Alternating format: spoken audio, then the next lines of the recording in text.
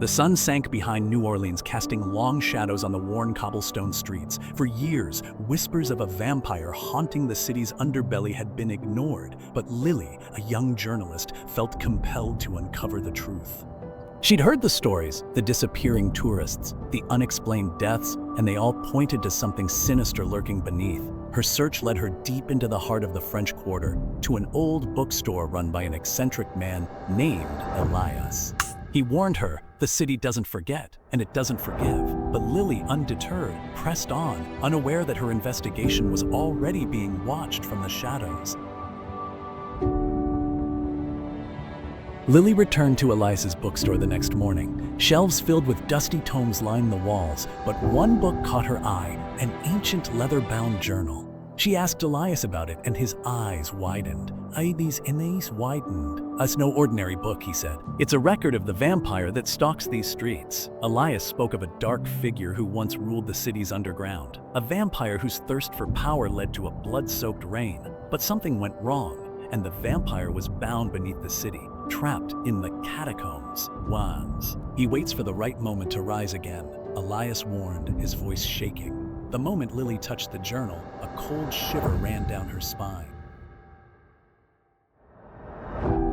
Intrigued and terrified, Lily couldn't let go of the mystery. Armed with Elias's warning and the journal, she ventured deeper into New Orleans' hidden world. Beneath the bustling streets lay the catacombs, forgotten tunnels filled with the bones of the city's past.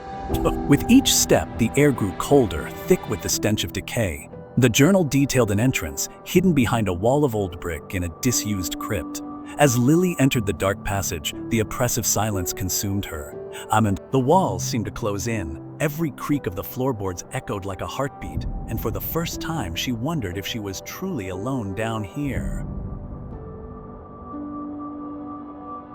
Lily's flashlight flickered as she reached the heart of the catacombs, where a large stone door lay before her. The journal described this place as the final resting spot of the vampire. She hesitated, but something compelled her forward. Fine. As her fingers brushed the cold stone, the door creaked open with an unnatural groan. Inside was a chamber covered in ancient symbols, a coffin in the center. The vampire's coffin. It was said to be sealed with dark magic, but the air felt different now, thick with something unholy. Her pulse quickened as she approached the coffin. The lid began to shift slowly. The vampire was waking. Lily stepped back, heart racing, unsure of what to do next. A cold gust of wind swept through the chamber, extinguishing her flashlight. In the pitch-black darkness, Lily could hear the rasp of breath, a deep, unnatural sound. The vampire's voice whispered from the shadows, "I've been waiting." Panic surged through her, and she stumbled backward, tripping over a bone-covered skull. The vampire emerged from the shadows, pale skin stretched tight over sharp predatory features. His eyes glowed with an unnatural hunger. Before Lily could scream, he lunged, sinking his fangs into her neck. Her vision blurred as his cold bite drained her strength. Just as her world faded to black, she heard his voice again. "Oh, you've awakened me. Now you will serve." Lily awoke to a cold, damp room.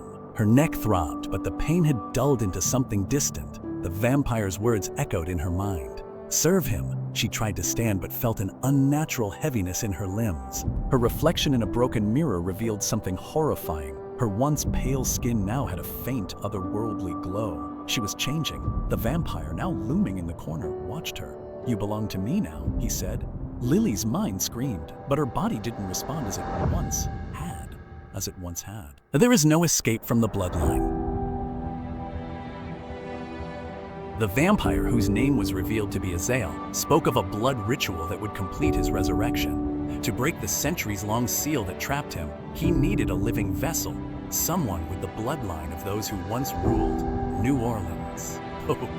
Lily's family, unknowingly tied to the city's dark history, was the key. Lily, now part of his twisted plan, was forced to prepare for the ritual. Despite her body's strange obedience to Azael's will, her mind fought to find a way to escape. But as the dark moon rose, she felt herself being drawn to the ritual's dark power.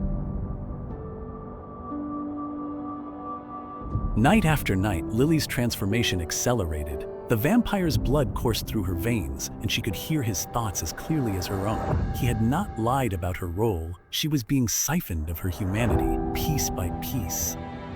Her reflection became more monstrous, her skin paler, her eyes darker. One evening, she found herself standing over the blood-soaked altar in the catacombs, preparing for the ritual. The vampire's whispers urged her to complete the unholy ceremony. With each drop of blood she poured onto the stones, the chains holding Azal weakened. She could feel the power surging, and yet the remnants of her humanity screamed for mercy. But there was no turning back now. The ritual would reach its culmination soon. Azal's power had grown beyond anything Lily could imagine. As the ritual neared completion, he revealed his true plan. He had never intended to share his power with her. Lily was nothing more than a pawn, a tool to break his chains. As his dark energy surged, the walls of the catacombs began to shake, and Lily realized the horrifying truth. Azal would rise, but he would consume her soul entirely. In that instant, a surge of defiance ignited within her. She was no longer willing to be a pawn in his game. With a desperate scream, Lily shattered the ritual's altar, but Azal's laughter filled the chamber. "You can't stop it now. You're mine," he hissed, and the room plunged into darkness. Azal's power erupted as the ritual's final binding shattered. The catacombs trembled, and Lily was cast aside like a rag doll. But she had one final card to play. She had secretly been holding onto the journal, which contained the original spell that trapped Azal.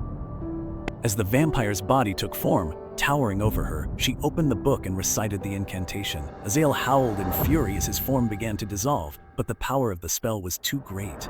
As the vampire's body crumbled into dust, Lily collapsed, exhausted. For a moment she thought she had won, but when she looked down at her own hands, they were shaking, and the unmistakable taste of blood still lingered on her lips. The fight was far from over.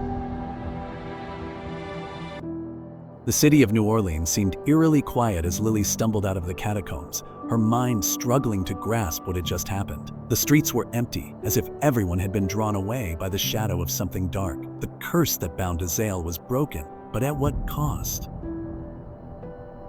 Lily could feel the pull of darkness within her, a lingering presence that would never leave. The vampire's blood had irrevocably changed her. No longer fully human, she now carried a piece of Azal's curse within her veins. Every night, she felt his whispers in her ear, a constant reminder of the darkness that still lurked beneath the surface.